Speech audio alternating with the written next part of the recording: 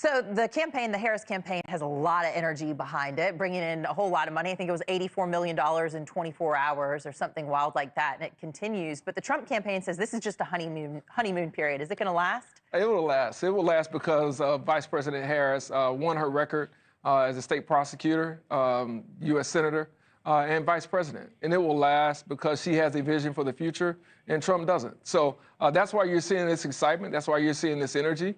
And that's why you're seeing the mobilization among voters, not just Democratic voters, but independent voters as well, going towards Vice President Harris. You know, there's been accusations that people in the White House, Kamala Harris included, were covering up the decline of President Biden, and that, yes, the world didn't get to see it until the debate a month ago. But we got some videos, some side-by-side of them at Juneteenth, where you probably remember the video. It's hard to look. Okay, well, it was hard to look away from. Did you notice him freezing? She was dancing, but he froze, and people were going, oh, it appears it may have been health-related. No, I don't think it was health-related at all. I had the opportunity to speak to the president.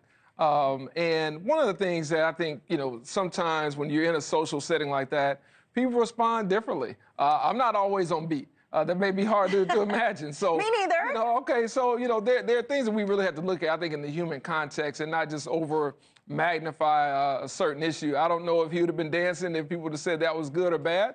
So it's fine. I think the president has been great in his leadership, and I think the president made a patriotic decision by not deciding to run and understanding it was time to pass the torch. But what he hasn't really said, besides that he's passing the torch, and sometimes it's nice to have younger, fresher voices, but he hasn't really said why.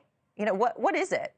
Well, I think the president looked at, certainly the opportunity to defend this democracy and to make sure that we protect it, and who had the best chance to do that. And I think he's a very rational person. He's been great for African-American mayors. He's been great for mayors and cities all across this country in a bipartisan fashion, giving us the access and giving us the opportunity to bring our issues right to the White House and his administration and assisting us in that way. So I think from his perspective, he wants to see government make a difference in the lives of people. And I don't believe that he has the ego to believe that he's the only one that can do that. And I think when the data was shown to him that maybe he was not, that's when things started to change. So it was just because he couldn't win?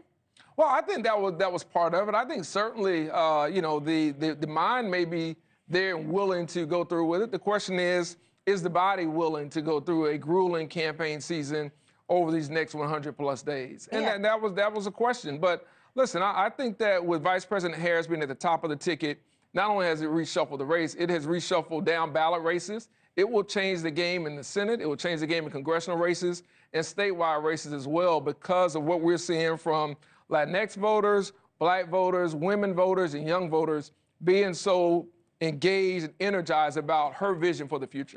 The pendulum has certainly swung. I'll definitely give you that. I don't want to linger on it for too long, but he's saying he's not going to be running for the next 4 years. Is he okay for the next 4 months? He's definitely okay for the next 4 months.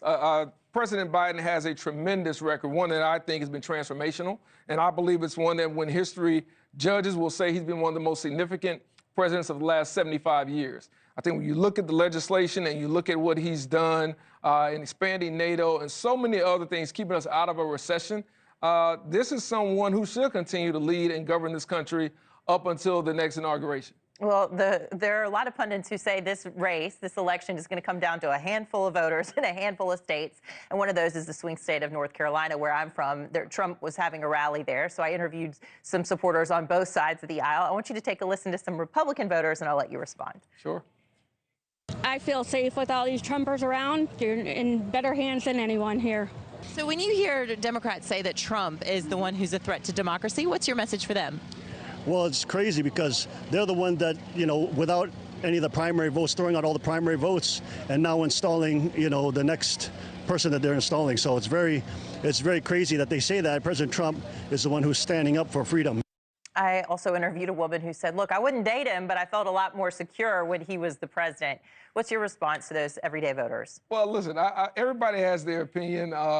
President Trump is someone, former President Trump is someone who's been around the nation as a figure for many years, many decades at this point. And so when you look at him being 78 years old, you wonder whether or not he still has any gas left in the tank.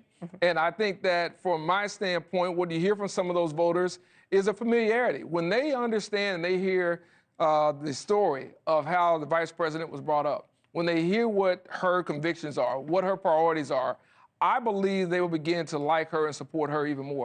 Thanks for watching. Go to joinnn.com to find News Nation on your screen. And don't forget to click the red subscribe button below to get more of News Nation's fact-driven, unbiased coverage.